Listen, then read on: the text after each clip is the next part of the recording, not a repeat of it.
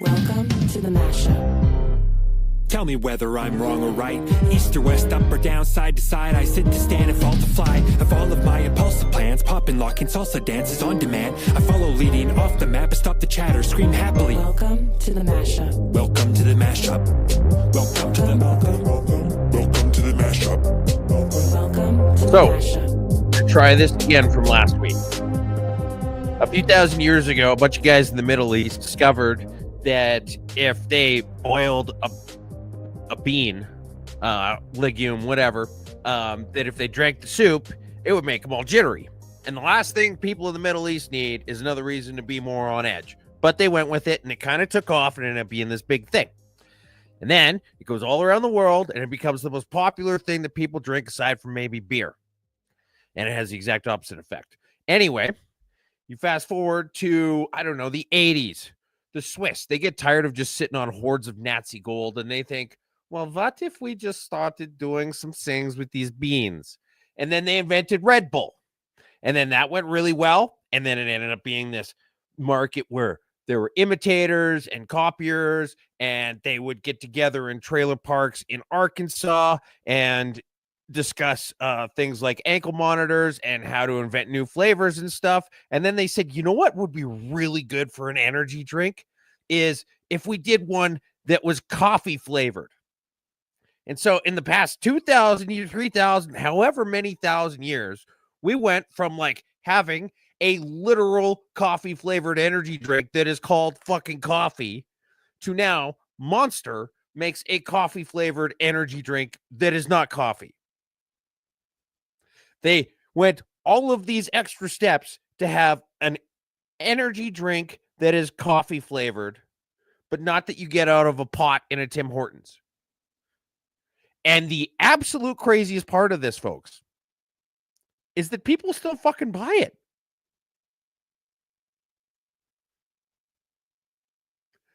It just baffles me. Is Sean going to come in at some point? I don't know. I was waiting for, last week I ended it, I don't, and this week I was like, is that the end? Is he done yet? Is he done? I was fully expecting you to jump in at any point. Sean, I'll jump in. We don't have anything about that on the docket this week. Well, that's too bad, Twos. I don't know if you noticed. Game 2 tonight. They win game 1 in overtime. Yeah, I put it on the docket. No, our team is actually down 0-1 in the series. You aren't wearing your Florida Panthers jersey yet? I thought that hasn't come in the mail yet. I figured you'd be sporting a Matthew Tkachuk jersey. There's a little bit of ties to the the Flames there. Maybe. Yeah. No, it's Canada Post being what it is. It's gonna be a little wild. That's it. Yeah. Mashup 161. Welcome everyone. Thanks for hopping in on a Friday morning with us here. We got lots to get to this week, as always. And happy Airborne Friday. Jamie Sinclair is on Monday, actually, on the podcast. Him and Willie McDonald were in studio this week, so they're gonna be in studio. They'll be airing Monday. So shout out to I did, and shout out to all the military men. Shout out to all the military men. And for the record, I really like the fact that every time somebody comes into the studio for a podcast, you give them a coin. That's pretty cool. That is pretty cool. Except for the time that I came and you didn't give me one. But other than that, every time someone comes in, somewhere in the recesses of my mind, that was planned. I'm not gonna give it to you this one just to annoy him. Yeah. Well, and it's nice though that you've done it for everybody else, and you'll continue doing it. That's right. Else. That's right. Shout out to, I believe it's Steve Ambrose, if memory serves me correct. Both him and Jamie and Willie were up for his retirement. 30 plus years in the military. They were in Wainwright for that. That's why they stopped in Lloyd. So happy Airborne Friday to all the military boys. If you're watching this, like, share, grab a rooster flag, wave it, something like that. I don't know if Tuesday got anything there for me. I don't have anything this week. Nothing. Did you see how much stuff got put together? And keep in mind that I have basically only just recently regained my faculties. Can I just I wish I could see the sphere of mashup. We don't want to hear the excuses, Toos. You don't got one this week? That's fine. That's fine. Okay. No, All right. I no, don't no, even have a nothing. special headline for Canada Post. No. That's it. That's it. We're done. 161 in the book. We don't even have a special headline for Canada Post. I don't get to read No the special saga? headline for Canada Post. Well, let's get to the Coots 6.5. A massive gun and drug trafficking bust in the GTA has so far led to 23 arrests and the seizure of dozens of firearms, a huge amounts of the deadly opioid fentanyl. The raids led to the seizure of 32 illegal firearms, 31 handguns, 1 assault-style rifle, 15 kilograms of fentanyl, 2 kilograms of cocaine, 12 kilograms of dried cannabis, 247 grams of ketamine, 38 grams of methamphetamine, 86 grams of psilocybin, $136,000 in Canadian currency, $18,000 in U.S. currency, and 3 Rolex watches. Deputy Chief Alvaro Almeida said a number of the accused were already under court-ordered release conditions at the time of their arrests, and 9 of those arrested have already been released from custody on various conditions. Yeah. You know what? This isn't helping our immigration problem at all. We have too many people coming to Canada with borderline competency in English, and things get confused. When people say that all you see when you come to Canada is massive busts, they think, oh, well, actually, that sounds awesome. I should go to that place. Like, I mean, think about it. Like, if you go say, come visit Colombia, we have massive busts. You think, oh yeah. I also like boobs. I'll book a plane ticket. Yeah. And then they get here and they realize, oh yeah, it's one of the nuances of this new language that I'm just learning to speak. Mm-hmm. Another one, police arrest 36 men, lay 128 charges in Ontario wild child sexual exploitation probe, and Rupa Subramania. All of them have been released, including those charged with luring a child under 16. In her words, a total shit show. I would say that is an understatement. Yeah. So, yeah, the old Coots 6.5, we're always pointing out the Canadian judicial system, and, well, it's working, in some cases, some might argue, better than ever. And in our case, we think it's pretty piss poor. It is. Absolutely. We're just going to call the whole thing rapid fire, even though we got a few kind of themes going into the start of it. Question period. There's multiple things going on. Michelle Rempel-Garner asked the Liberal minister why they brought 500,000 plus more foreign students to Canada amid a housing crisis last year, and she was accused of spreading misinformation. Yes. And then she there's some really good highlights here. I kind of feel like we should show some of them, but I don't think we need to show all of them. But yeah, Michelle Garner, the Liberal minister that she was going back and forth in question period with, says, oh, well, what you're doing is spewing misinformation. And then Michelle Garner says, ma'am, I got these statistics from your website. And then there was just kind of a deflection and a lot of ums and ahs. It was basically like Trudeau in a wig, which is more or less what Trudeau probably looks like these days. And then Michelle Garner was like, I have the documents here from your website, and I would be happy to share these with the member opposite if we could get a courier to bring them across. And then they couldn't because there was no consent. And so then you had, I don't even know what the hell this guy's name is yet, but we got to show this video. This is the new Liberal minister in charge of screwing our lives over. Oh, I got to share the screen. Just give me a sec to get it set up. And away we... Now, Minister. Chair, does the minister know what an RPAL is? Now, Minister. I do not. Member. Does the minister know what the CFSC is? Now, Minister. I do not know. Member. I'll stipulate, Chair, that is the Canadian firearm safety course that all gun owners in Canada have to do to get their firearms license. Has the minister ever done the Canadian firearm safety course? The Honourable Minister. Speaker, it's my third week on the job. No, I have not. The Honourable Member. Does the minister know what safety classes and safety demands are expected of law-abiding Canadian gun owners? The Honourable Minister.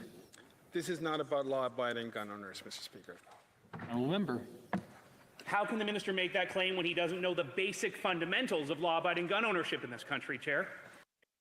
So that was the first one. And then there was another even better one. This is the same guy, Gary Ananda Danzagree. And Gary and I think, are going to have to agree to and disagree on this stuff, because here's the next one. Or what are the classifications of firearms? The Honourable Minister. Mr. Speaker, what I can tell the member is that Bill 21 addresses a number of concerns that we've heard from all Canadians, but it is to ensure that If he's getting past a note right now with them, without looking at that note, what are the classifications for firearms in Canada? He's a public. The Honourable Minister. restricted, non-restricted, and prohibited, Mr. Speaker.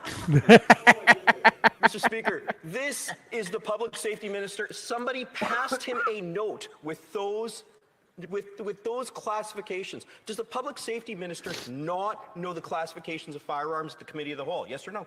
Minister.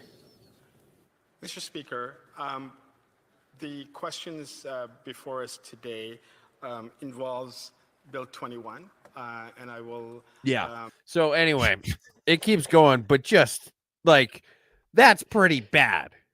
And the best part, okay, this is kind of a Tooze's right, is that this is what I've been saying. Where, remember we were talking with Rod, and I was like, you need to talk to them about the fact that they don't know what they're talking about. You need to point out that they have no idea what it is that they are passing rules over. Okay, you rather than just talk to them about how they're destroying your way of life, which is a fair argument.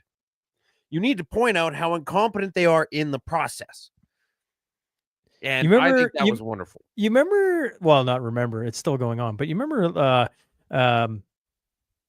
the entire Hockey Canada board and everything got removed, and they brought in a whole bunch of like pretty much politicians, and then they started making up new rules on what's going to happen in the dressing rooms. And it's like the hockey player in me is like, why do we have non-people who know anything about it making rules about this?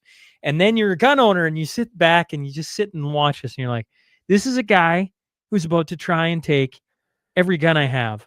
And he doesn't even know anything about it. He doesn't know any, and there's only 3 weeks on the job. What the hell is wrong with you that the government knows about every single gun you have? Well, you know what I mean. Anyways, it's just, I don't know. We voted for this. Hey, Canada, this is what we're getting. But you know what else? Okay, so they had a really bad week in question period. The other thing is that Andrew Scheer put forth a last-minute amendment to a bill that would say that the spring session would not adjourn until there was either a budget or an update. And it passed because the Liberals, in their infinite wisdom, remember I was talking about how they've just got such a shallow bench because everything's been Trudeau for so long. Yes. That they don't have anybody capable of doing a single damn thing. Well, first off, you've got that as the health and safety minister. And then Mark Garrettson ended up being the party whip. Mark Garrettson's job in the Liberal government is the same as Shane Getson's job in the UCP. And I don't think either position should exist. But the point I'm making here is that something that you entrust one of the most competent people to be in government in the past decade, I would say hands down, in Alberta, they gave to Mark Garrettson in Ottawa. And on his first week on the job, his job is to make sure that nothing bad gets passed and that the stuff that they want to do gets passed. And he was asleep at the wheel, and they lost a vote that meant that it's non-binding, but the vote was that they would not adjourn until a budget got passed. And his first week on the job, this is your first task. Don't fuck it up. And then he fucked it up. Yeah, well, I'm enjoying watching. Like, I mean, you know, it annoys me to high heaven, but at the same token, I'm like, this is what we voted for. This is what's going to continue to play out. And it's pretty cool to see Andrew Lawton there, honestly. It is. Like, as a guy who's interviewed him, and he's taught me a lot. He's taught me a lot of smart things that I attribute to him. Yes, that you attribute to him, regardless of where you heard them first. Tax Freedom Day, Fraser Institute. If Canadians, Zane says we need more volume on the videos, so the next time one pops up, remind me, and I'll double check the volume. Turn it up. Well, and Zane's on his way to Man Camp, so shout out to. Oh no, Oh, sorry. Keep going with Zane. Zane's on his way to man camp. No, I'm just muting your screen. Otherwise, it feedback loops on me, whatever reason. So when you're trying to play video, anyways, it doesn't matter. We'll unmute it when we need it. Zane's on his way to man camp. So shout out to the Cowboy Preacher and all the men heading there this weekend for that. But the Fraser Institute, if Canadians paid all their taxes up front, they would work for the first 158 days of this year before bringing any money home for themselves and their families. And they're on the screen, you can see it. Yes. It's something that just drives me up the wall. Every time when you're working in minus 40 and you're trying to get some damn thing started and it won't go and your wrenches are breaking because they become brittle from the cold and fuels are gelling up and you are freezing your dick off and nothing can get warm. You're doing that for the people in Ottawa, for the people in Gatineau, for the people in Toronto. And never even so much as a thank you. When was the last time we saw someone in question period stand up and say, you know what? The whole reason why we're here in this nice climate control building is because people get their hands dirty and bloody for us. And maybe we should just every once in a while point out that we appreciate it. Well, A, that hasn't happened to my knowledge. And two, the thing that's scary or the thing that's unnerving about that calendar. The day keeps moving back every year. That's right. It keeps showing up more and more red, which is was lovely to think about. Did you see Trump and Elon Musk feud coming this week? Was that something on your radar, Twos? Well, I kind of had to play a bunch of catch up. I was basically lying in a Dayquil-induced coma watching Ted Lasso all day yesterday, and then I had to figure out what the heck was going on. So I'm not a huge expert on this, but I'm here for all the memes, and I've been having fun watching it. Yeah, it's okay. Well, I'm gonna share my screen here, folks, and let's see if I can pull this. Okay, here we go. Okay, so Elon Musk, Donald Trump going at it with each other. Mom and dad are fighting. Elon Musk says, time to drop the really big bomb. Real Donald Trump is in the Epstein files. That's the real reason they have not been made public. And that's just the tip of the iceberg for this going back and forth. Well, right? Why would he say something like that, Sean? Why would Elon Musk say something like that? Yeah, why would Elon Musk just so openly disparage and say something so accusatory to the president of the United States? What happened to precipitate this development? Well, it was the big, beautiful bill is where they attribute it to. Triple B 222. So what happened is that Elon Musk was vocally criticizing the big, beautiful bill for $1 trillion in new spending. As somebody who spent the last 5 months trying to reduce government spending. He's saying this is just wasting money, and that it doesn't matter what side of the aisle does it. This is wasting money, and we shouldn't do it. Correct. And then Donald Trump said, well, you know what? I think it's a great deal. It's the best deal. It's the biggest, most beautiful bill you've ever seen. People always tell me, Donald, you have the best bills. Except Elon Musk, who says this bill is shit. And then they get in a shit-flinging match on the internet. Correct. Which is glorious. And so, you've got Republican Eric Swalwell. You may remember him as being the guy who spent years shacking up with the Chinese spy whose name is literally Fang Fang, like a James Bond villain, and never once wondering why a beautiful Chinese woman named Fang Fang was trying to hook up with him. He didn't care. And he didn't care. I mean, see, just do that. Just be like, this hot Asian chick wanted me to touch her bum. And I said, yes, of course I did. Of course I did. Right. But anyway, this guy who is a Democrat, now the Democrats want the Epstein files released. And the Democrats I know. are against passing big omnibus, huge spending bills. You're like, tell me more. Tell me more. Yes. Yeah, like I'm on the edge of my seat. Like, the Democrats have now accidentally become siding with the idea of what's good, right, and correct-ish in terms of politics. Oh, you want the Epstein files released? Welcome to the party, pal. And so it's just been going back and forth, where Donald Trump says the easiest way to save money on our budget, billions and billions of dollars, is to terminate Elon's governmental subsidies and contracts. I was always surprised that Biden didn't do it. And then Elon Musk says, in light of the president's statement about cancellation of my government contracts, SpaceX will begin decommissioning its Dragon spacecraft immediately. And then some random account with 184 followers says, this is a shame, this back and forth. You are both better than this. Cool off and take a step back for a couple days. And then Elon Musk says, good advice. Okay, we won't decommission Dragon. He just picks some random account nobody's ever even heard of and starts talking to it directly.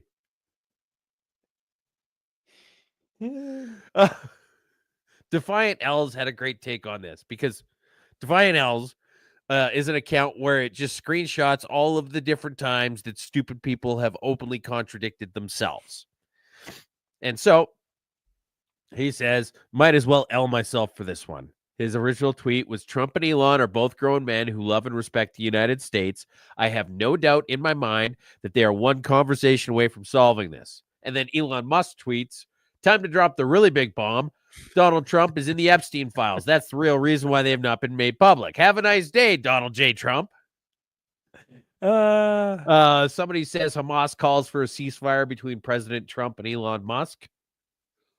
This one's good. Here's a picture of a Cybertruck that has the Donald Trump just got shot in the ear fist bump painted over top of it. And the guy says, damn it, now what am I going to do with this?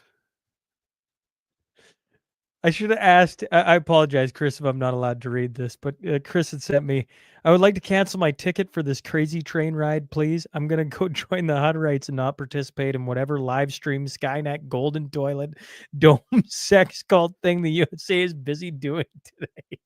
I'm like, yeah, you're That's sitting, actually probably quite accurate. you're sitting watching this. You're like, what is going on? And then it just keeps going and going and going. And everything Tuesday is pretty much reiterated today is yesterday. You're just like, the first time the Brothers Roundtable has talked about anything but the NHL playoffs or sports in general was yesterday. We're waiting for Jay, and we're watching we're like, what is going on? We just started talking about Trump and Elon, because it's like, it's literally, what is this? Anyways, well done, too, as you reiterated. I even liked your Trump accent. That was pretty good. Thanks. Thank you. All right. Separation. Abacus data surveyed 2,273 Canadian adults, including a sample of 400 Albertans in mid-May. While Alberta sample is relatively small and limits our ability to report reliably regional, demographic, or political subgroup differences within the province, the data still provides an important national and provincial snapshot of how people are thinking about Alberta's relationship with the rest of Canada.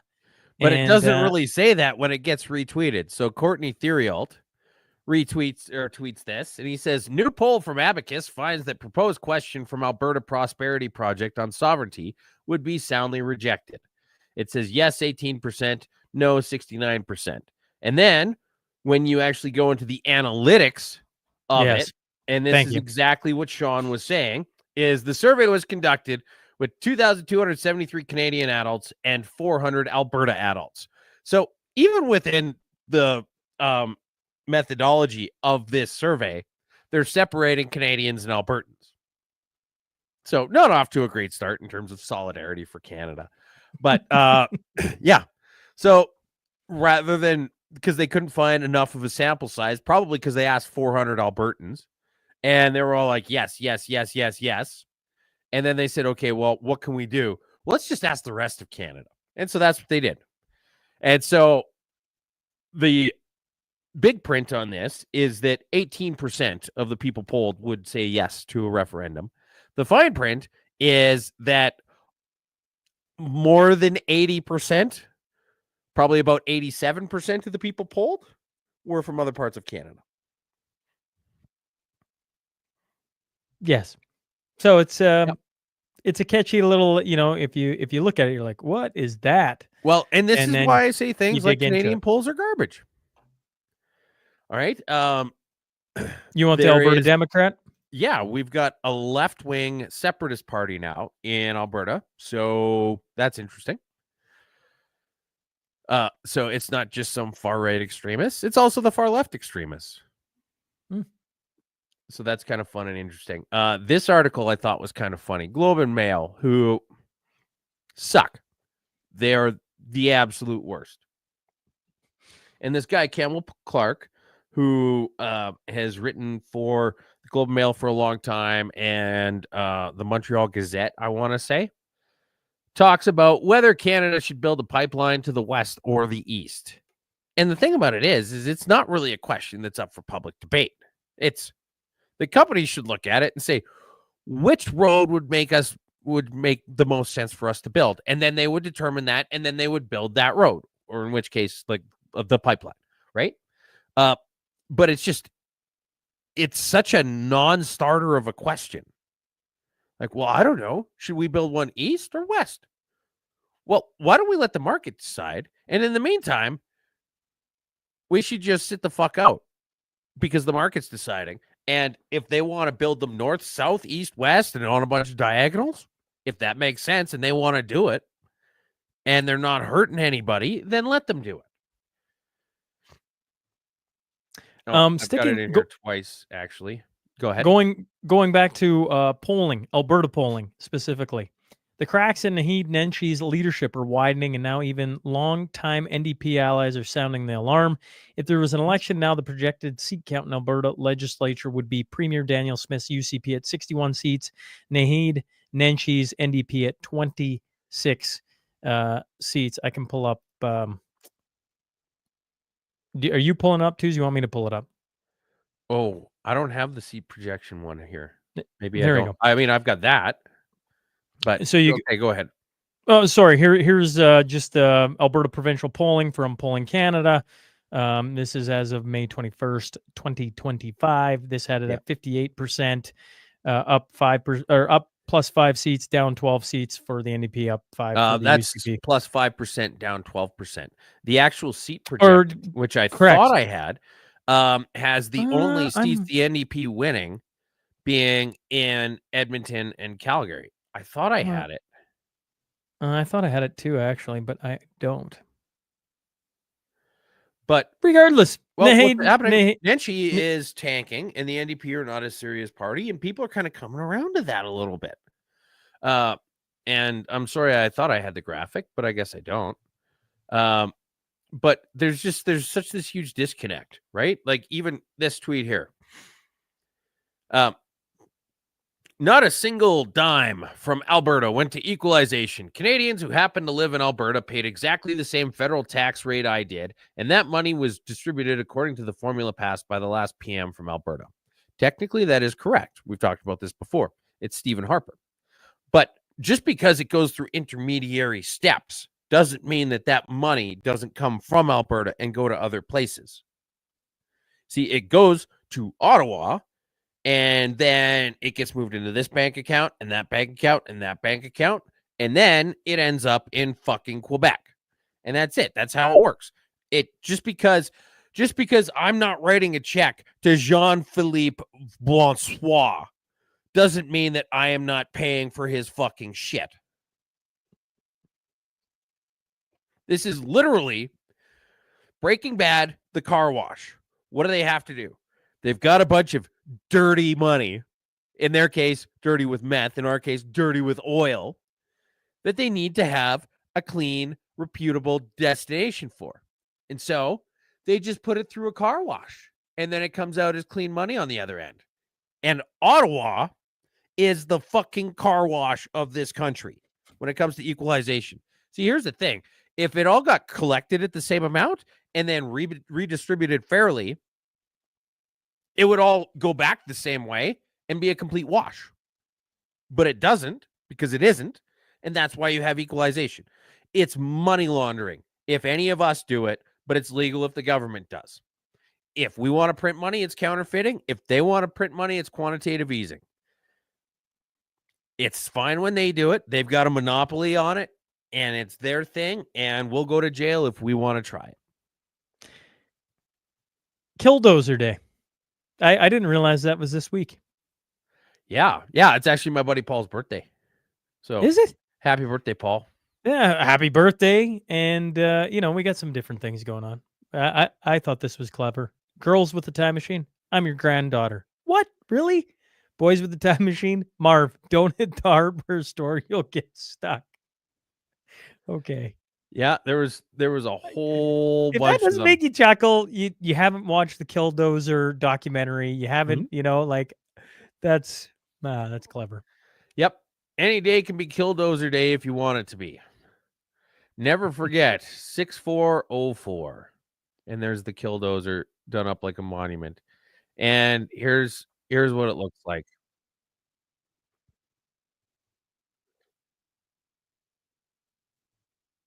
I personally like where if you fast forward the video, they bring out the dirt mover, and then it puts the run on the dirt mover. Yeah, right here. He stares off. The guy, a little bit of chicken between two large machinery. So the guy starts tearing. Oh crap! Here he comes. Better get out of the way. And he gives it a ride. Yep. Get out of the way, buddy. Yeah. You're not prepared for this, buddy.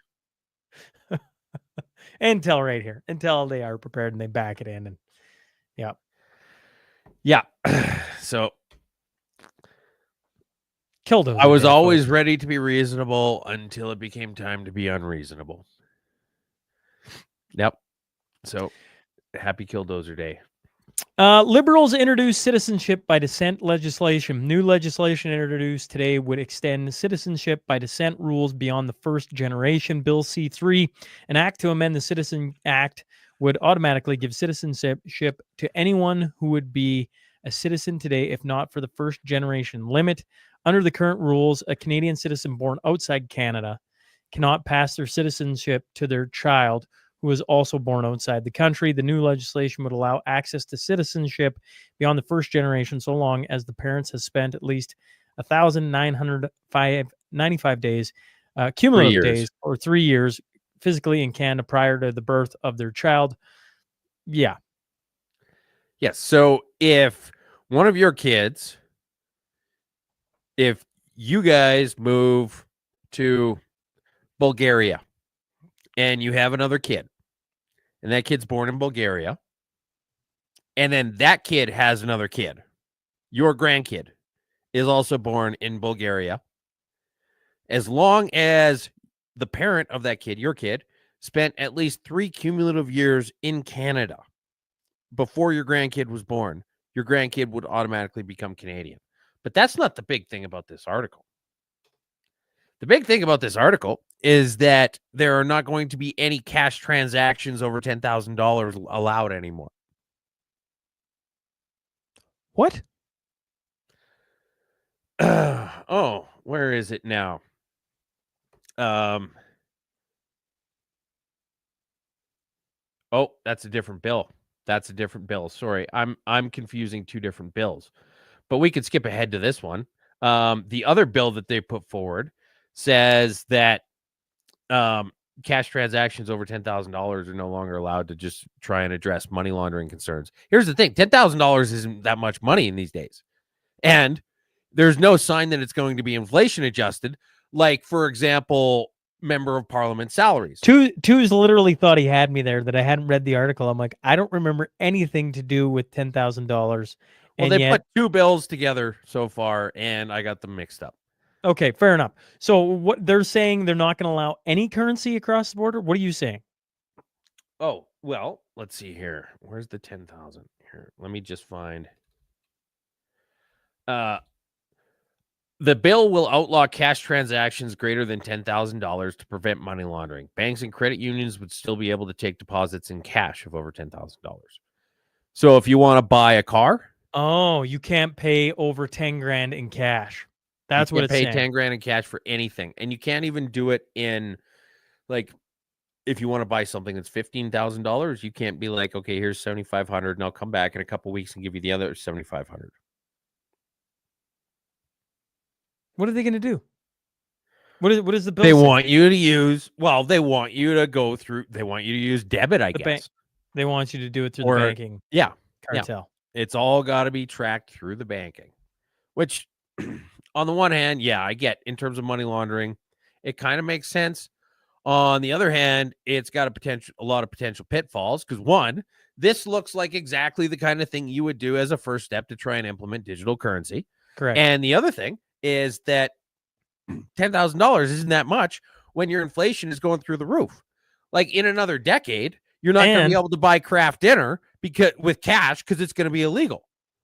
And don't forget, they're pushing you to the banks, and TD Bank was one who got fined, sued, Several everything. $1 billion for money Right. laundering. For what? Money For laundering? money laundering. Wait a second. Now you're going to force us to put our money. What? How does that make Mhm. sense? This isn't an everyday citizen walking around with 50 grand in their pocket. Like, I mean, Mhm. maybe you just scrutinize the big cash transactions and figure out what the heck's going on instead of making sweeping laws for, whoever it is who paid $12,000 for a car in cash. I'm just a thought, but hey, Yeah. that's me. Let's make sweeping change, shall we? Mhm. Where are we at here? Canada's in danger of becoming a bureaucratic state where the government eats an ever-growing share of the economy. The trend has been accompanied by a productivity crisis and regulatory uncertainty, which has discouraged entrepreneurship and investors. Midway through 2025, however, this glimmer of hope that the ship could be turning around. For the first time in a decade, the size of government public service shrank over the past year, shredding nearly 10,000 jobs. It is a small step towards correcting the excessive ideologically driven growth of the Canadian government during the Trudeau era. Well, the journey of 1,000 miles begins with one step. How do you eat a whale? One bite at a time. So, to the 10,000 people who lost your jobs working for the government, good. Good. Mass shooting at a Toronto pub linked to fiery tow trucks turf war. Real quick. Chris Barber, Big Red Official, says, when are people going to hit the limit when it comes to government overreach? Well, they keep voting for it, so I don't think they're there yet. But maybe that's just me. Mass shooting at Toronto pub linked to fiery tow truck turf war and a band of young guns for hire. Yes. But they're not a gang. They're not a gang. They're just a loose affiliation of men who align for cash transactions to shoot people, but they're not a gang. Yeah, Tooze has summed up the article very nicely. And here's the part that I really don't get about this. I want to see, like, we saw things with cops losing their jobs in Ottawa over ties to these trucking gang wars. We've seen all kinds of stuff out of like Oshawa and Brampton in Ontario. Something about the tow trucks and the gangs. It's just, it all keeps coming back to this all the time. And we get all this news reporting on what's happening, but nobody's ever really asked why. Like, I would like to know, why the hell are tow truck companies shooting each other in fucking pubs? Like, it's not as though you've got you don't have floral arrangement designers throwing Molotov cocktails at each other in shopping malls. You don't have car dealerships running each other off the road on freeways, but we keep having these stories of these crazy things that truck driving or tow truck driving gangs are doing in Ontario. And why? Just why? Just explain to me why. Why is this happening? Why are our laws or the fines or whatever else set up in such a way that tow truck driving is ran by gangs? What is the incentive they see? Why do they feel like there's a need for violence? How is this a solution to whatever problem they're having as companies in terms of avoiding or in terms of eliminating their opposition? And why does it keep fucking happening? They were going to tow the trucks. Yeah. So it's payback, maybe. I don't know. Quebec floats cutting service for non-permanent residents. Quebec Immigration Minister Jean-François Roberge said he isn't ruling out the possibility of cutting services for non-permanent residents in the province if the federal government fails to have its annual immigration targets. Quoted, "If we're forced to make difficult decisions, we'll make them. We're not at all at that point yet, and we don't want to get there," Roberge said, underlining that the provincial government spent $500 million last year to support asylum seekers.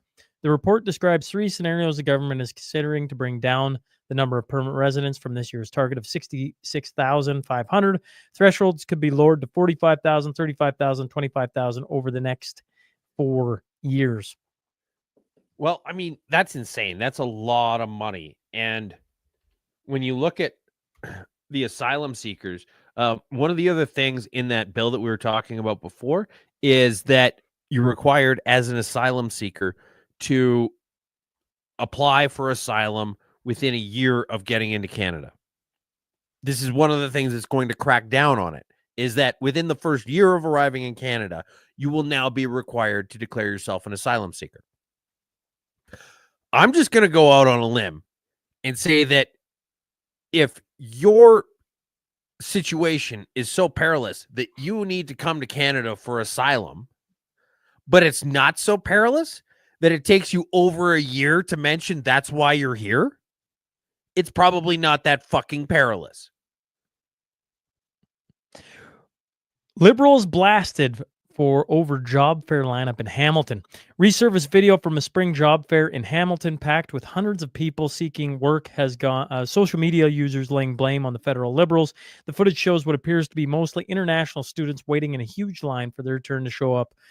Show that they should be hired over others who believe in the same thing. It's more than a little lineup, as too is showing the video here. It goes on and on. Well, it goes all the way around the block. Like, it goes around the corner, and it goes around the corner, and it goes around the corner. You know the term blockbuster? Like Blockbuster Video? Mm. You know how that coin got termed? Or how that term got coined?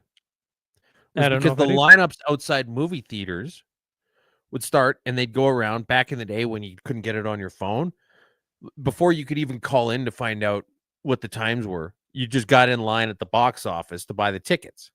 And the lineup went all the way around the block and all the way back to where it started.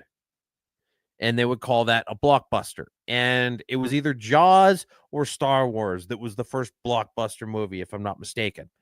And so that's where like Blockbuster Video got its name. And this is literally a blockbuster lineup for a job fair. And Sean's looking up something in Grok. So I'm just going to say, here's another interesting thing. So Sean Fraser, who is this giant mammoth of a dude. Look at this picture. This is how tall he is. I bet you that chick next to Jaws is considered the first blockbuster. I just want to know, out of all the things Tooz has said, probably in the last month, that, to me, I'm like, that was interesting. I didn't know that's why I didn't realize that's how Blockbuster got its name. I didn't realize that's what it was. It makes complete sense. And Jaws was considered to be the first blockbuster. Jaws grossed over $407 million worldwide against a $9 million budget, making it the highest grossing film of its time until Star Wars surpassed it. So there you go. That was a piece of trivia I would have had zero clue about. And Tooz is good at using my hat's trivia. off to you this morning. 161. We just gave you something that, There you I know go. everybody's here for the headlines, but that was a cool piece of information. I had no idea. All right. Here's the next one, though. Justice Minister apologizes for comments about Indigenous veto over development projects. Sean Fraser had previously said the federal government believes its duty to consult and engage does not mean Indigenous communities have a veto over nation-building projects. And then he had to go back and apologize for saying that consultation does not mean giving you a veto. despite the fact that consultation does not mean giving you a veto. And so now we're in a situation where who the fuck knows? If you give one group unilateral, absolute power over the shape and direction of this nation, I could see them making ridiculous demands. This is why getting a pipeline built anywhere right now Is impossible. is impossible. Yep. Right? They could talk about, oh, this, oh, that, but this article just lays it out. You're like, there's no pipeline getting built anytime soon. No. It's Yeah. We should, yeah. I mean, if Canada doesn't want to build pipelines the way it is, maybe we need to go in a different direction. Murray Henderson, it's long overdue that it's time Alberta and Saskatchewan exit. Completely agree. I agree, Zane. Learn something new from Twos today. My weekend is now set. If little trivia with Twos, I don't mind that at all. And hey, I'll bust out more trivia. What is this? Have we seen this before? Does it normally do this? Is this something new, Twos? Squirrel Nuts CA reposted this stream. I think she might have just, or he or she might have just commented that. I'm not entirely sure. I don't know. Maybe. I don't know if I've ever seen that before. Maybe. Okay. All right. If you're watching and enjoying the show and you're on X or anywhere, hit the repost You should button. repost the stream. You should repost it. You should stream it. You re-hit it, whatever, retweet it, all those things. Appreciate your fine folks' help. Okay, Amy Ham, Vancouver nurse with 13 years unblemished record, now faces a potential $163,000 legal bill and 3-month license suspension after the BC College of Nurses and Midwives found her guilty of professional misconduct for expressing her opinion that there are only two genders and that women have a right to a safe, female-only places like bathrooms, change rooms, sporting competitions. Well, that just sounds like an extremist. That's the difference between Canada and the United States right now. Yeah. And maybe other places. I want to go back to this comment from Chris Barber. When are people going to hit the limit when it comes to government overreach? Amy Ham is one of the ladies who had got together to put up that billboard a few years ago that said J.K. Rowling was right and lost her job over it, barred her from practicing. And now on top of all of this, they said, we want you to pay $163,000 because it's not just enough to disagree with the government. It's not enough for them to get their pound of flesh. When people like Chris or people like Amy Ham, Tamara Litch, it's not about, well, it's like the Joker says, it's about sending a message. Yeah. And that's exactly it. It's not just we're going to do it, the Coots 6.5. It's not about a fair and measured response to what they feel the indiscretion is. It's if you poke your head up, we will do everything we can to fucking obliterate you so that nobody else pokes their head up. Because they'll look at the shattered remnants of what your life used to be, and they'll say, yeah, I don't want that for me. I'll maybe just shut up and go back to my fucking cubicle house made out of half a sea can. I'll own nothing, and I'll be happy. But at least I won't be targeted by the government. Border bill would give authorities sweeping security powers and restrict asylum claims. The federal government has tabled a bill that would significantly limit who can pursue refugee claims in Canada while giving officials the power to cancel immigration applications en masse. The bill tabled Tuesday also includes wide-ranging border security measures aimed at reducing the flow of drugs and illicit goods out of Canada while giving security agencies fresh powers to collect information about electronic communications. It is one of the first pieces of legislation proposed by Prime Minister Mark Carney's government and goes much further than changes sought by his predecessor. It would also clamp down on those exploiting a provision in the Safe Third Country Agreement with the United States. Under the agreement, people must claim asylum in the first country they arrive, in meaning that most are sent back to the U.S. if they arrive at the Canadian border. But that rule does not apply to anyone who has been in Canada for 14 days. The bill would change the rules to require people. Wrong when I said 1 year. When I said 1 year, it's actually 14 days. That was my bad. The bill would change the rules to require people to claim asylum within 14 days. After that, claimants would not receive a hearing and instead be subject to deportation. This seems fairly common reasoned. If you were to take this exact bill and take the liberal branding off of it, and present it to any liberal voter 2 years ago, they would call you a racist bigot. This thing that Mark Carney's proposing, I don't know. I don't know the finer points of it yet, but you look at it, you're like, okay, well, that doesn't seem too terribly bad. It seems a little bit common sense, except for the $10,000 thing. But you look at it, you're like, okay, well, if you're here as an asylum seeker and you don't mention that ever, well, maybe you're not actually here on asylum. Well, if I read it correct, if I hold off saying I'm an asylum seeker until after 2 weeks, they can't deport me. And this is changing the rules so that it incentivizes saying, hey, I'm an asylum seeker in the first 14 days. You still probably get sent back to the U.S., but it puts a little more teeth in it. You know, I hate to say it, but like that kind of makes sense.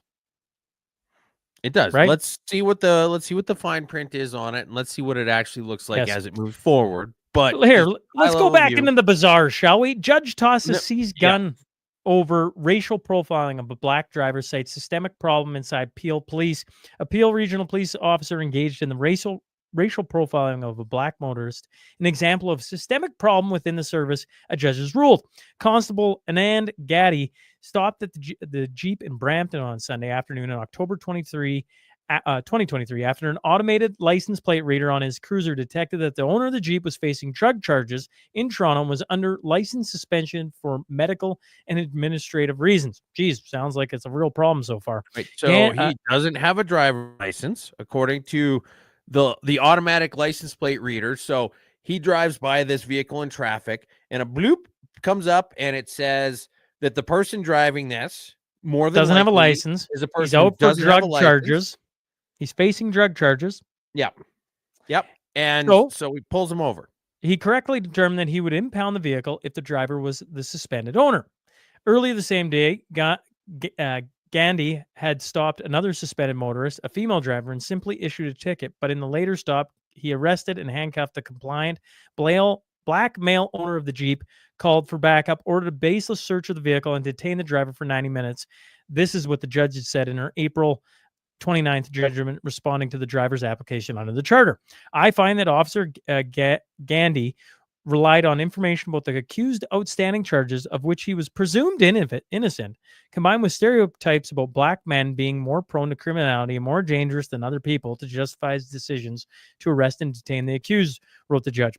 Put differently, had the driver said been a white woman, I'm confident the officer, Gandhi, would not have exercised his discretion to handcuff the detained in the back of the cruiser for over an hour for the sole purpose of writing up a summons. As a result, the evidence of an unlicensed rifle found underneath the mat in the cargo area of the Jeep must be excluded, said the judge, an illegal because weapon. systemic anti-black racism in law enforcement undermines the administration. It goes on and on and on. You get the point. So basically, the automated device in his car that detected a vehicle nearby, which was tied to somebody with an arrest warrant out for drug charges and whose license was suspended, tells him to pull over that guy. He pulls him over and then proceeds to search the vehicle, which you'd think if somebody was wanted on drug charges, you'd check through the vehicle. Correct. Finds underneath the seat an unlicensed firearm. Correct. Okay. And they threw it out because it was racial profiling. So what color was the license plate that was being profiled here? Because I feel like the license plate is the same color as every other fucking license plate in the province.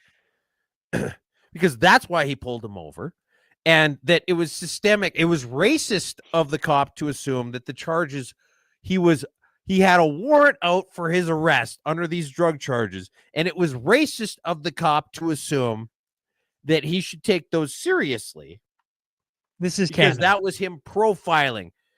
He just because he's black. We literally harp on the cops a lot, and here's a guy who takes every step you think probably a police officer should take in this situation. When I read it, I'm like, I probably would have done the same thing. And then you search the vehicle, you find a gun, you go, okay, well, this is just another reason to hold them for a bit longer. And, and everything's coming up. And the judge is like, systemic racism. You're like, really? Yeah. Well, look, I see stuff like this, and I get why Trudeau wore blackface. let's go to something another way where we're at in Canada. CBC reports on the homosexual behavior of penguins in the Antarctica were hidden for over 100 years. Animal Pride, a documentary from the nature of things, brings these findings into the spotlight. We've all heard the rhetoric that being queer isn't natural, says naturalist and presenter Connell Bradwell in the film. This is nature's coming out story. Happy Pride season, everyone. Happy Pride season. They're turning the frogs gay.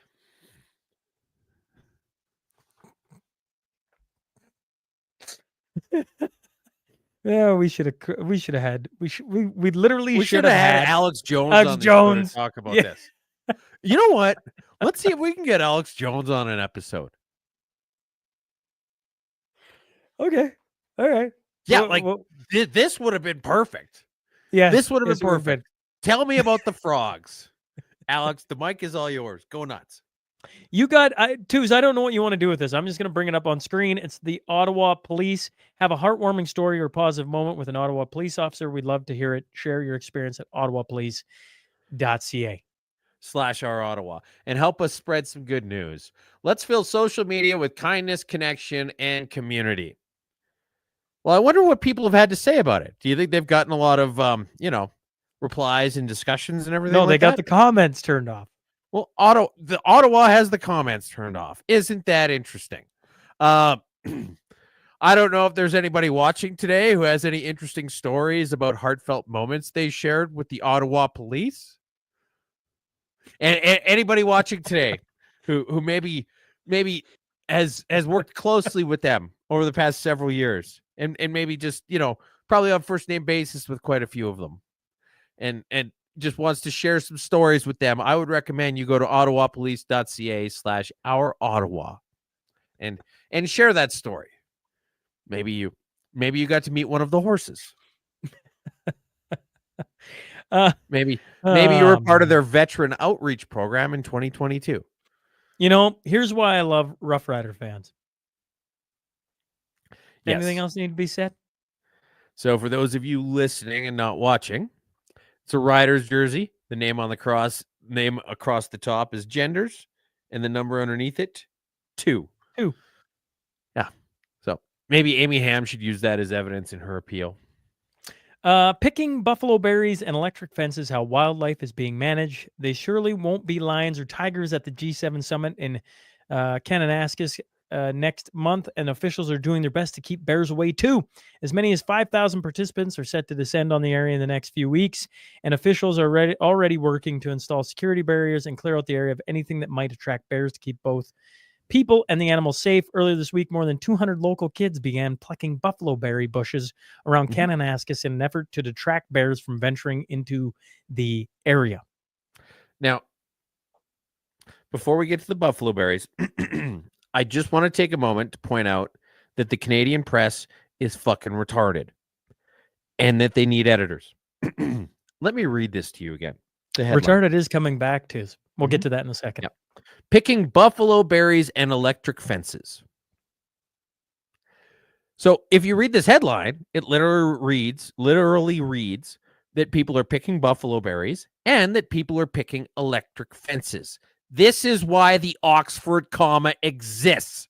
And you do not need to go to journalism school for 4 years to know the Oxford comma exists. I have never been to journalism school, but the Oxford comma is a thing, and one of them would be really damn fucking handy in this headline. Now, the other thing that this article, which is just a paragon of Canadian journalism, neglects to mention is that the G7 summit is happening in a few short weeks, and buffalo berries don't ripen until August, you dipshits. Do you know what has to happen to berries before anybody, including bears, wants to pick them and eat them? They've got to grow, and they have to ripen. How many sunflowers are you guys picking in your gardens right now? Probably 0. Do you know why? Because they're itty-bitty. They're just small. If bears were going around eating all the sunflowers, you wouldn't even worry about it because there's nothing for them to eat yet. Can we start off every mashup with you picking apart a headline and how it's written? The Oxford comma. That'd be a great rant. I'm just saying. I'm literally crying over here. I think that am I the only one? Somebody else want to chime in on this? Oh my goodness. That was stroke of genius right there. Well, I mean, tell me I'm wrong.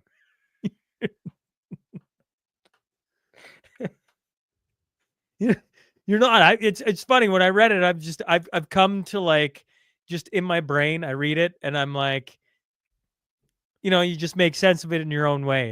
It's like yeah. Anyways, you pointing it out is fantastic. Surging Canadian pride in the face of Trump's insults sags after Canada's federal election poll finds a surge in Canadian pride when Canada's sovereignty and dignity were under assault from the U.S. President Donald Trump has slumped back down to normal levels after the federal election. Surprise.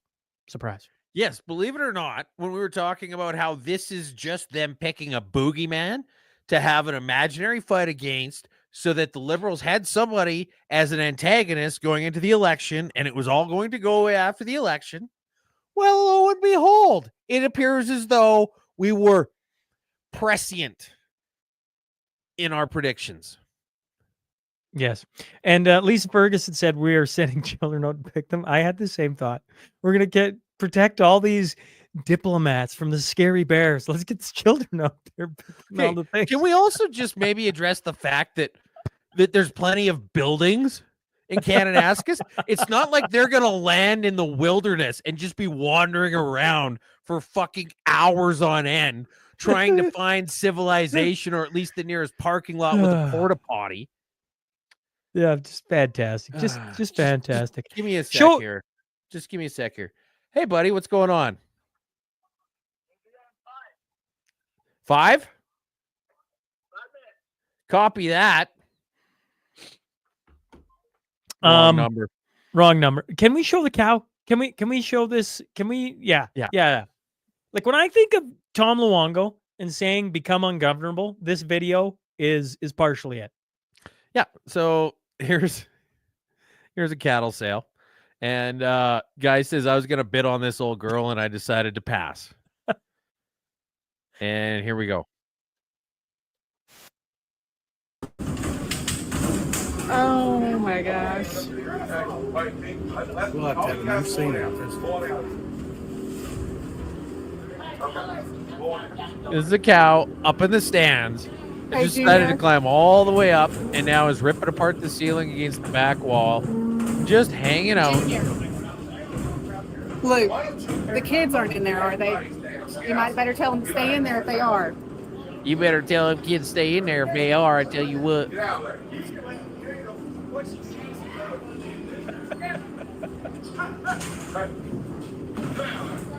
And then there's a second video as well. I do.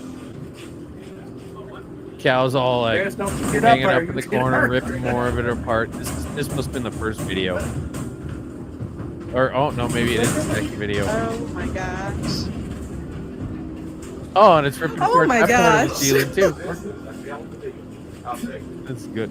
This is my new favorite cow. Who left that gate open? Who left that gate open? I tell you what, Gladys, if you leave that gate open... Become ungovernable, folks. This cow's got it. Yeah. Hey. Yeah, so that's great. The cow was reasonable until it was time to not be reasonable. Okay, back to stupidity. RCMP upset by unkind comments after vague lost child alert sparks confusion. After initially seeking the child's parents, RCMP later issued a statement asking the public to be kind. They urged the public to remember that not all investigation details are known and express concern over the uncharitable comments received online. We're asking that people please be kind, they said in a release. You don't all know the circumstances surrounding an investigation. Comments on social media have not been kind, the statement reiterated. The initially alarming press release came early Monday or morning on May 30th around 9 a.m. when Red Deer RCMP said they were looking for the family of a young child located alone at the Hunting Hills High School on Lockwood Avenue in Red Deer. The police described the child as medium complexion while declining to offer any details on their gender, race, or name to help with identification. And a bunch of people basically said it's not clear what comments the RCMP found unkind because what are you looking for here? most of the criticism surrounded the police rather than the child or their family. One comment asking for the public's help is difficult if we literally have no idea who the child is.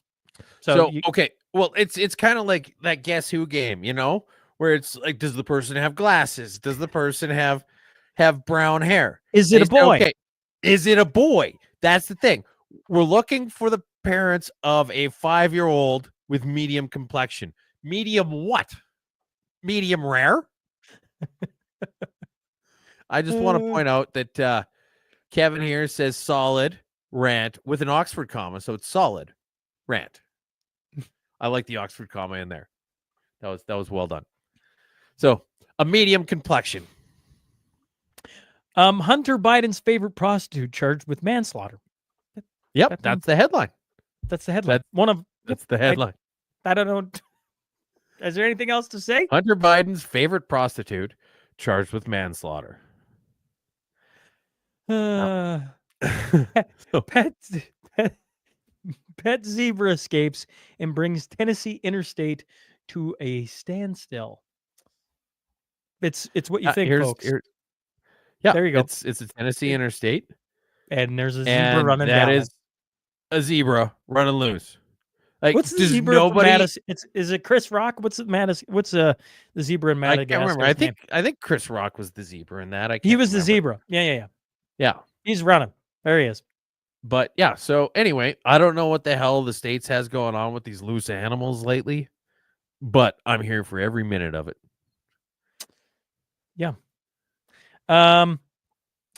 World Boxing apologizes for naming Olympic champion Iman Khalif in sex testing policy. The president of World Boxing has apologized after Olympic champion Iman Khalif was singled out in a governing body's announcement to make sex testing mandatory. Yes. We're sorry that we had to. This is like the Sean Avery rule of boxing, basically. So for those of you, I don't know, I'm sure you remember the Sean Avery rule, right? About how you can't get in a goalie's face and just be like, not touching, not touching, not touching, not touching, not touching, not touching. It was Martin Brodeur. No, it was Sean Avery. No. But the goalie he did it to is Martin Brodeur. Yes. He's playing for the New York Rangers. Mm-hmm. Yes. Martin Brodeur actually was playing for the Devils. Thank you. Sure. Okay. This is my life. Yes. So, anyway, apparently we have this new rule in boxing called the Iman Khalif rule, where if you have a dick, you're not allowed to play in women's boxing. And it's called the Iman Khalif rule, basically. And they're apologizing for it. They're sorry that we had to name a boxing rule after your tiny dick. Deeply disappointing. Google and Home Depot pull sponsorship from Pride Toronto. Pride Toronto faces a shaky future after two more corporate sponsors pulled their support for the festival just days before the beginning of Pride Month.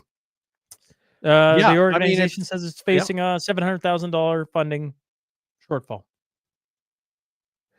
Well, I mean, it's just so weird. Google and Home Depot dropping sponsorship of gay pride. Like, Home Depot of all places. Yeah, apparently, it's not in this article, but they actually reached out to Home Depot and asked them why they dropped the corporate sponsorship. And according to Home Depot, and let me make sure I got this correctly, they, quote, ran the numbers, and it turns out that not very many gay dudes buy miter saws.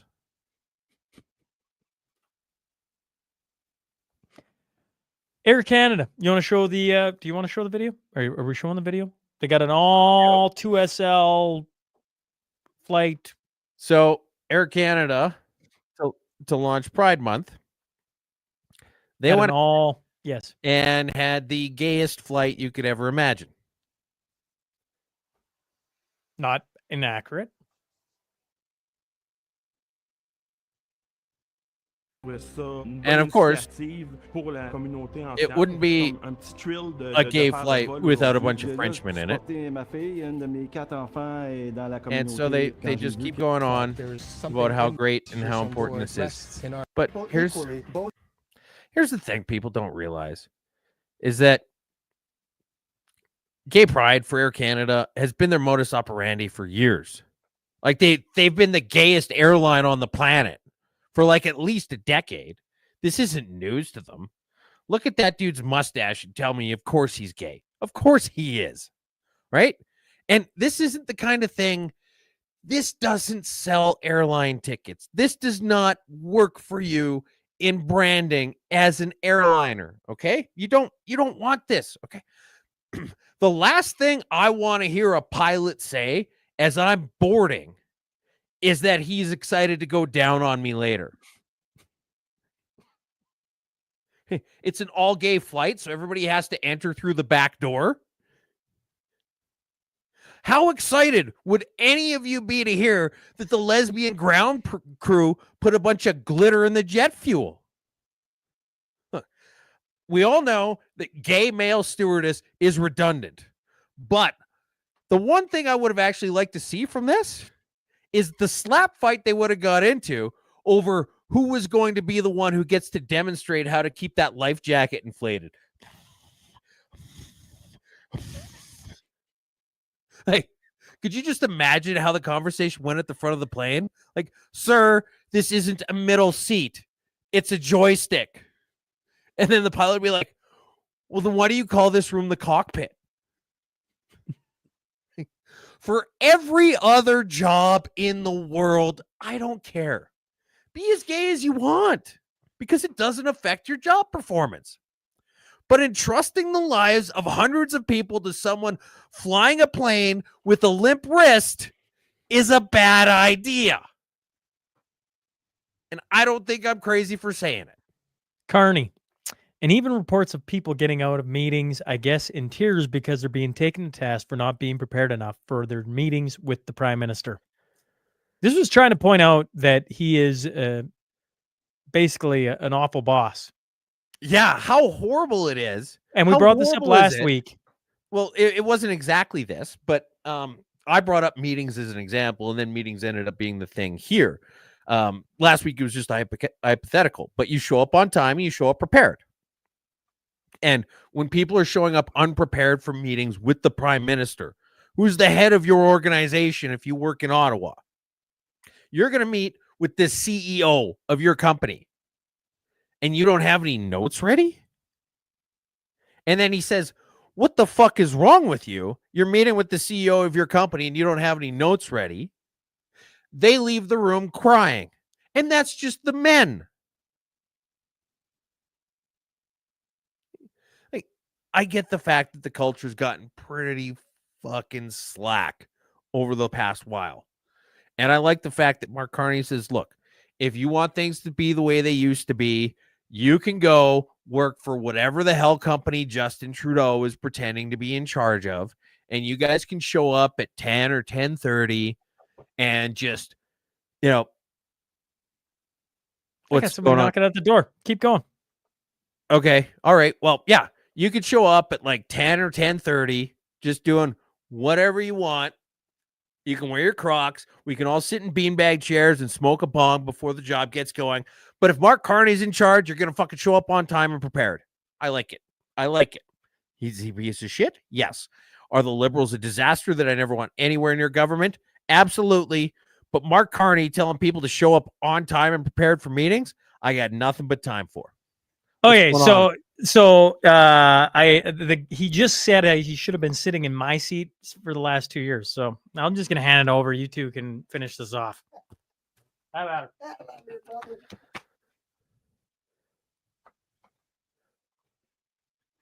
Oh, hey, Jamie Sinclair, what a surprise. This is what we call a hostile takeover. We tried kicking him out of here how many weeks ago? It's finally happened. Jamie Sinclair in the house. I got McDonald here with me. Willie, come on over here. Oh, the infamous Willie. You won't be able to hear him. You'll just be able to talk. Yeah, I can translate there, Willie. Howdy.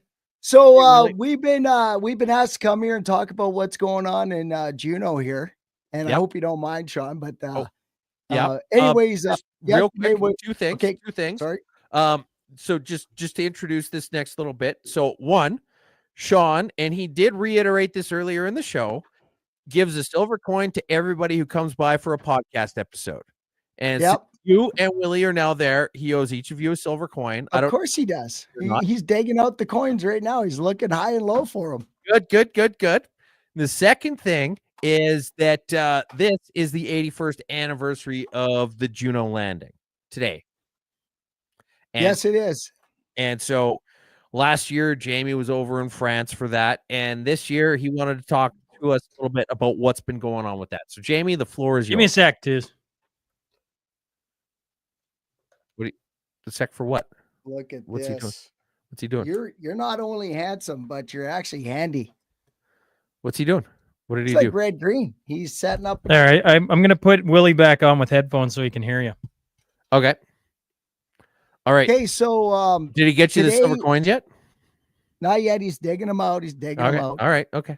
So today, important day. This is the day prior to the invasion. The men would be on the coast, and what happened in Saskatchewan today is that General Cliff Walker, he went on to the Evan Bray show, talked about what was happening there. So if you actually really want to hear a very wise man that's like he's a legend in our regiment, go on to the Evan Bray show and just look for General Cliff Walker.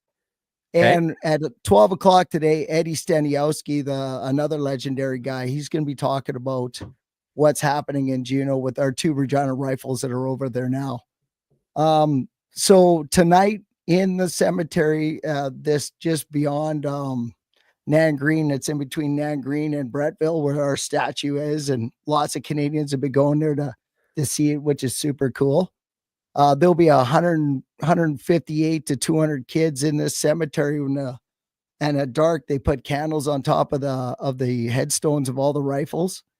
Mm-hmm. And if you don't cry when you're there, seeing what's going on there, then you're not a human. It's a pretty cool thing. So that's what's going on in Europe today. We bought 200 coins for the kids that did it last year.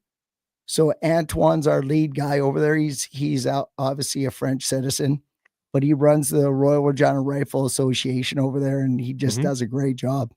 So they'll be handing out all these coins to the kids that did it last year for the 80th, as well as we sent over a bunch of Saskatchewan flags and pins for the kids. So it's going to be a pretty special day. And the statue is such a huge draw for Canadians that go there now, and as well as French people that want to come in and experience it. It's only been there for a year. So pretty important thing. I don't know, Will, if you got anything you want to add? No, I think you said it all, buddy. Oh, okay, good. That's so yesterday was a cool day. We celebrated Steve Ambrose 38 years of service. Yeah, I heard that, and thank you for doing that. We're a little bit hungover, not as bad as I was after I came here after Dankowitz's retirement party, but there were some good tales last night and some craziness went on, but no, it was a lot of fun. And thank you for letting me come here and talk about the importance of June 6th and the beginning of the liberation of Europe. So that's all I got. We just bought 2 dirt bikes for our kids, and we're heading to Saskatchewan right now. So yeah, big day.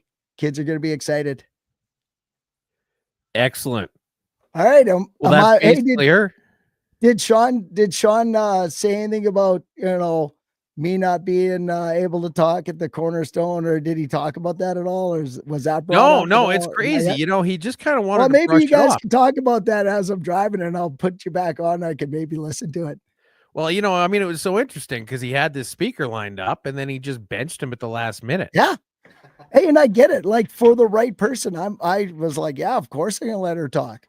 But I thought he told everybody, hey, Sickler's not in anymore. But anyways, yeah, I guess you can talk about that now. I'll leave it up to him. For those of you who don't know what happened, Jamie got bumped off the roster at the last minute. He was a last minute cut to the team, and so he didn't get to to stand on the podium. It's all right. Hey, I gave up my spot for a better person. I'm okay with that. But we'll see what happens next year. Hopefully we get Willie in there. Yeah, and hopefully he doesn't get cut either. Up the Johns. Happy June 6th, boys. Love you, brother. Okay. Have a good day, you guys. Thanks for stopping. See you, bro. Thanks, brother. Oh my goodness. Do you get him All coins right. or what? I gave him coins yesterday. Did you give him coins today for this? No, I didn't appearance? give him You coins. just, I just you just. Can we rewind the game tape? Can we go back about an hour to the part where you said that every time somebody shows up for a podcast episode, you give them coins? You specifically said that. It's like you don't even care about the fucking veterans, man. I'm don't just care about the disappointed. veterans. And Really? just Really? Coins, Really? they're still there. Give them some silver. Jamie, as you turn this back on, if you would park the vehicle and come on back up, we could probably have a celebratory sarsaparilla that is in the fridge that he brought me yesterday and is now full because of Jamie Sinclair yet again.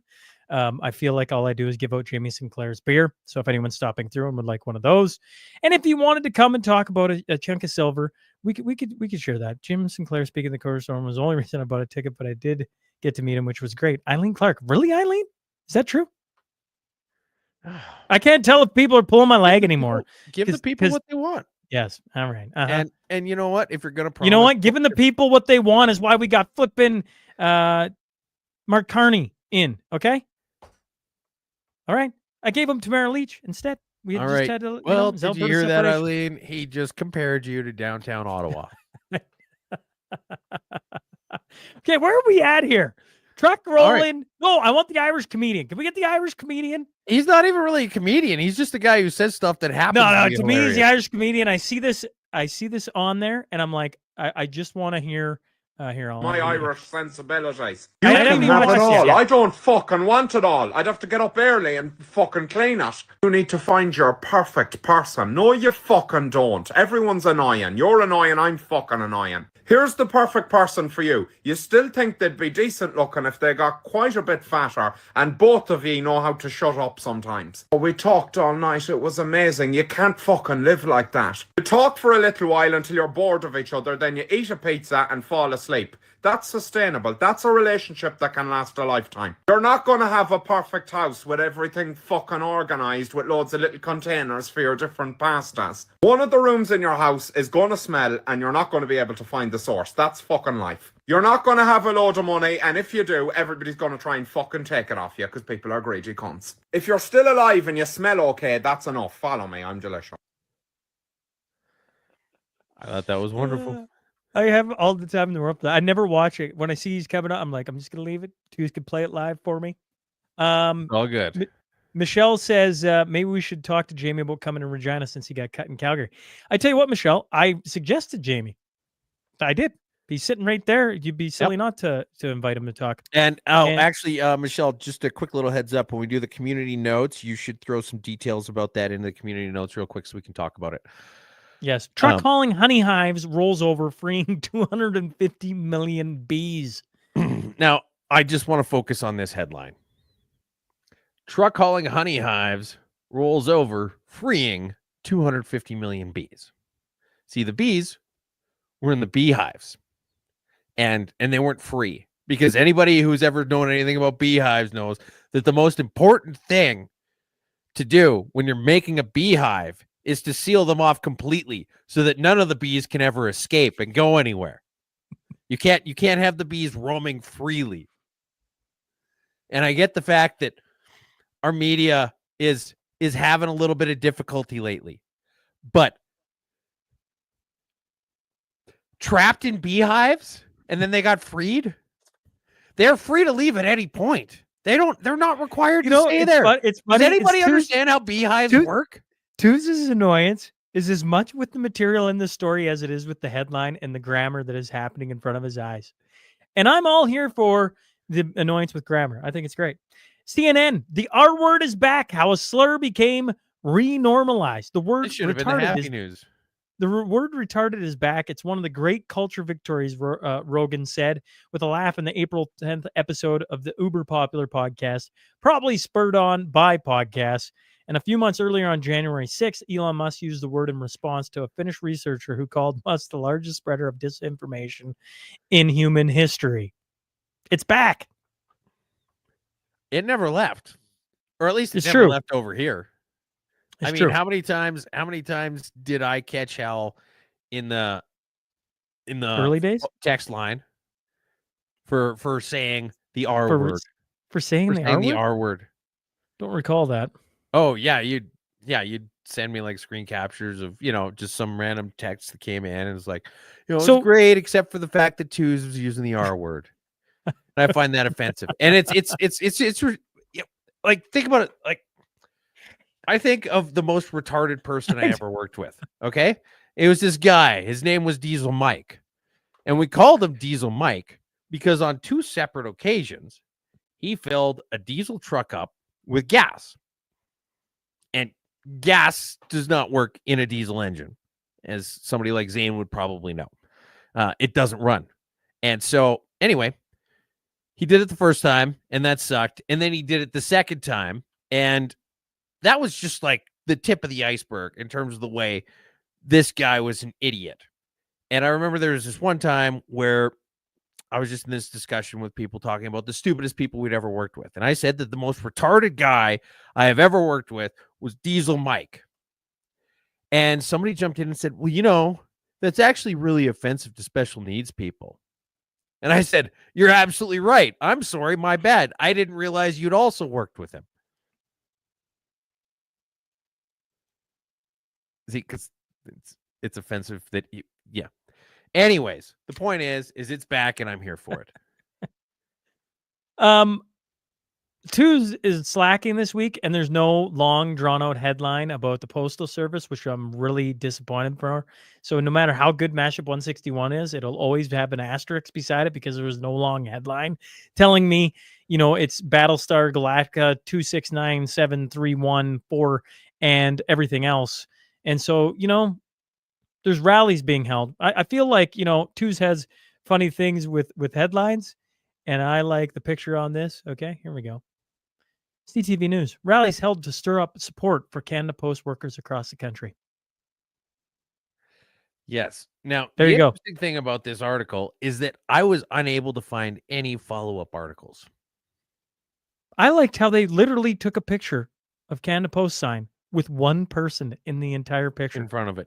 Yep. And I don't think I'm like, there's what? You're literally talking about how they're stirring up support. And there's one person out there. Well, they apparently had rallies in 13 different cities. Sure. Across the country. Sure. On Saturday. If you can't see it, did it ever happen? Mm-hmm.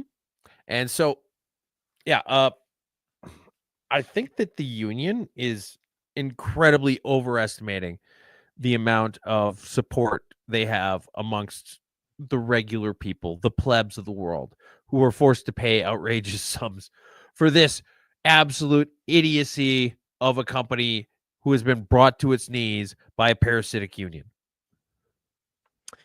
All right.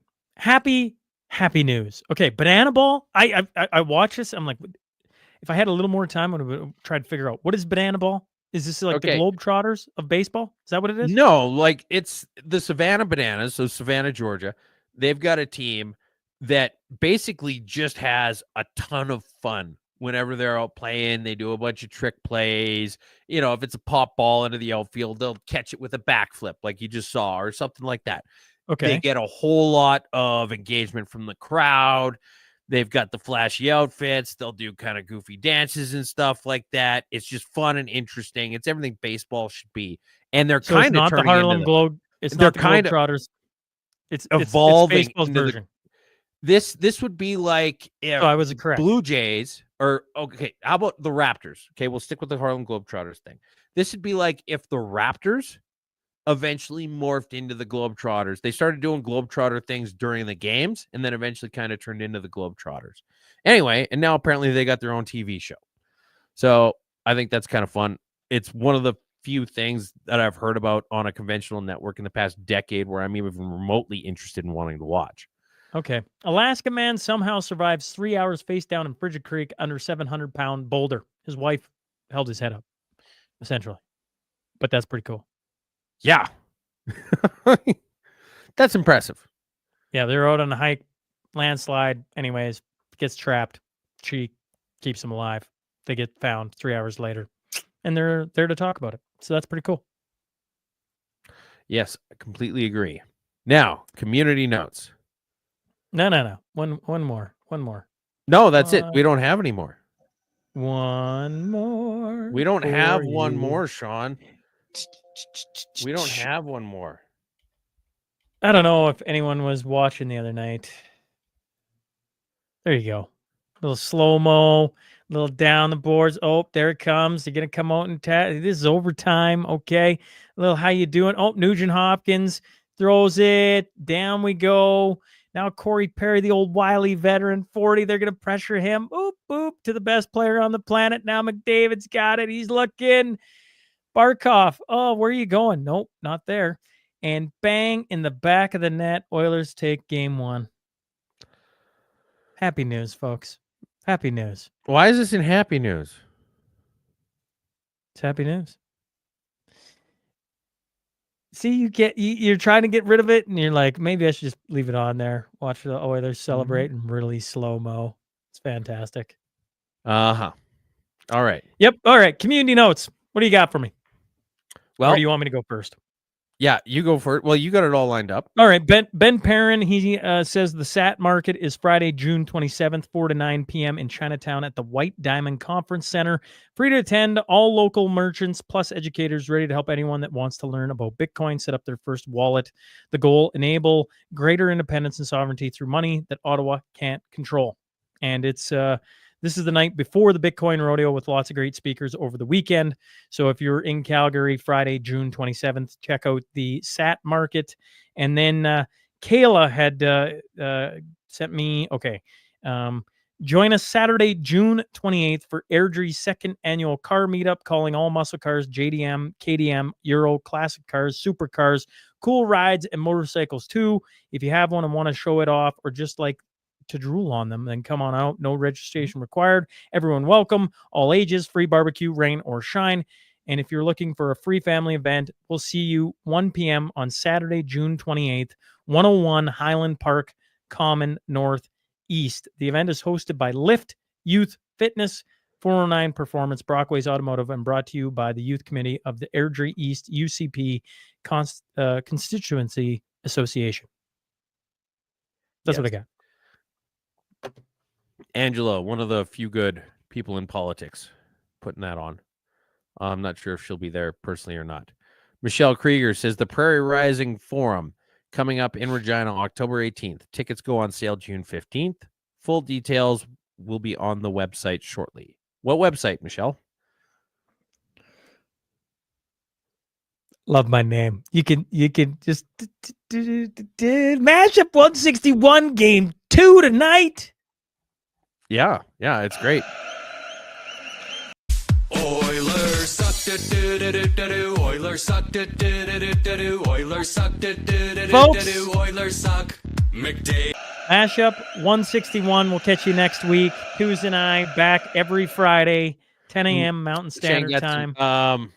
Q&A at the you were supposed to have it in your notes, but I don't know what Tuesday's talking June about. 19th. June 19th at the Iron Horse Saloon is Shane Getson's Q&A. I'm going to be trying to facilitate questions either remotely or there in person. September 19th to 21st, the We Unify Conference in September at the BMO Center in Calgary. Lots of big names. You can just look them up online. And I think that's it. And now you can go back to your thing. All right. Well, we're here every Friday morning, 10 a.m. Mountain Standard Time. We'll be back next week. Appreciate you all tuning in. Go Oilers, suck it Flames. And Tuesday, it's been a pleasure. We'll catch you next week, folks. Oilers suck, Oilers.